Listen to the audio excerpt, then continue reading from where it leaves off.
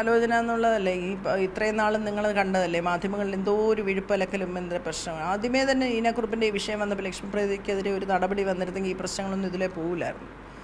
അമ്മ സംഘടനയ്ക്കെതിരെ ഈ ഭരണസമിതി ഗൂഢാലോചന നടത്തിയാണെന്ന് തിരിച്ചു പറയേണ്ടി വരും. ഈ അൻസിബ പറഞ്ഞ വളരെ ഗുരുതരമായ ആരോപണം, പ്രത്യേകിച്ച് അവരെ മറ്റൊരു രീതിയിലൊക്കെ വർഗീയമായ രീതിയിൽ പരാമർശം ഉണ്ടായി എന്നൊക്കെ അവർ പറയുന്നുണ്ടല്ലോ. അതൊക്കെ അത്രത്തോളം വലിയ അതൊക്കെ അതിന് കൃത്യമായ തെളിവുകൾ സഹിതമാണോ അവർ പറഞ്ഞത്? എല്ലാം വളരെ കൃത്യമായ തെളിവ്. എന്തുകൊണ്ടാണ് അമ്പലത്തിലെ പൈസ വാങ്ങണോ വേണ്ടോ എന്നുള്ളൊരു ചോദ്യമുണ്ടായിരുന്നു.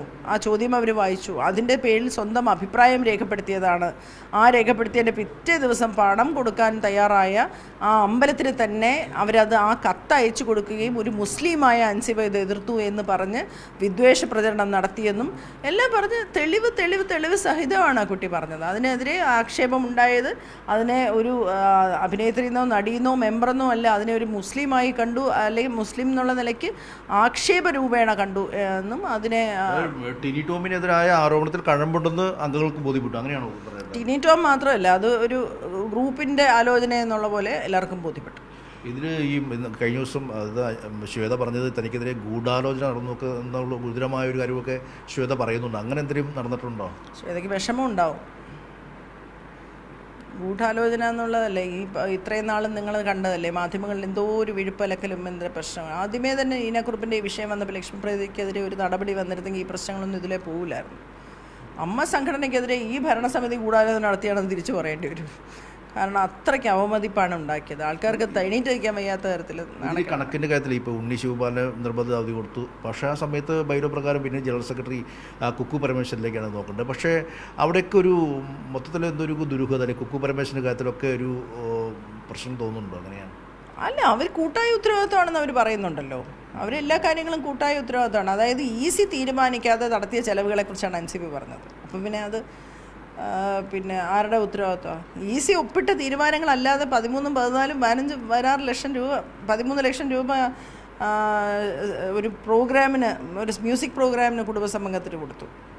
പിന്നെ 2.5 ലക്ഷം രൂപ ആ മെമ്പറിൻ്റെ ഭർത്താവിന് ഓഡിയോ വിഷ്വൽ ചെയ്യാൻ കൊടുത്തു. അപ്പോൾ അത് സ്വജനപക്ഷപാതമാണ് എന്ന് ആവർത്തിച്ച് അൻസിബ പറഞ്ഞു. അൻസിബ അഴിമതിയാണെന്ന് പറഞ്ഞ് ഓരോന്ന് പറഞ്ഞു.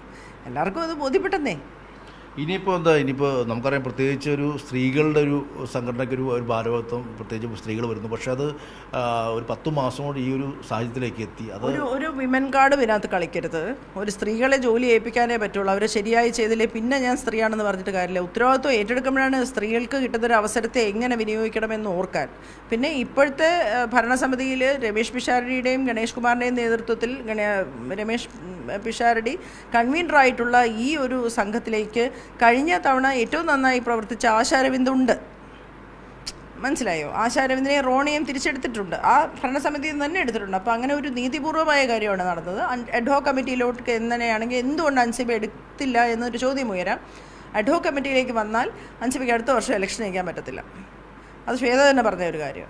അതുകൊണ്ടാണ്. അപ്പോൾ അടുത്ത വർഷം അൻസിബ ജനറൽ സെക്രട്ടറി ആയിട്ട് മത്സരിക്കട്ടെ, നമുക്ക് നോക്കാമല്ലോ. എല്ലാവരും സപ്പോർട്ട് ചെയ്യും, ഉറപ്പായിട്ട് സപ്പോർട്ട് ചെയ്യും. ഹൃദയം കൊണ്ടുപോയി, എല്ലാവരുടെയും ഹൃദയം കവർന്നുകൊണ്ട് പോയി അൻസിബ. പൂർണ്ണമായി സപ്പോർട്ട് ഉണ്ടാവും. എനിക്ക് ആദ്യം മുതലേ ഉണ്ടായിരുന്നു. ഞാൻ ആദ്യം മുതലേ അൻസിബയോടൊപ്പം ആയിരുന്നല്ലോ. ഞാൻ ആദ്യം തൊട്ടേ പറഞ്ഞു കുട്ടി പറയുന്നതിൽ കാര്യമുണ്ടെന്ന് ഞാൻ ആദ്യം മുതലേ പറഞ്ഞുകൊണ്ടിരിക്കുക. ഞാൻ ആ കുട്ടിയോടൊപ്പം ആയിരുന്നു. അതിന് വലിയ ആക്ഷേപം ഞാൻ മീഡിയ വഴി ഫൈറ്റ് ചെയ്തു. മാലാപാർവതിക്ക് കൊമ്പുണ്ടോ, മാലാപാർവതിക്ക് എന്ത് കാര്യം മീഡിയ സംസാരിക്കാൻ, എല്ലാം പ്രശ്നങ്ങൾക്കും കാരണം ഞാനാണെന്നൊക്കെ വിമർശനം ഉണ്ടായി ഇന്നലെ. തീർച്ചയായും അത് തന്നെയാണ്. കാരണം അൻസിബയുടെ അവരുടെ ആ പരാതിയാണ് ഇതിൽ ഏറ്റവും കൂടുതൽ വലിയ ഘടകമായത് എന്നുള്ളതാണ് ഇപ്പോൾ മാലാപാർവതി ചൂണ്ടിക്കാട്ടുന്നത്. ക്യാമറമാൻ ആദർശിനൊപ്പം സിബി ജോസഫ്, മീഡിയ 1, കൊച്ചി.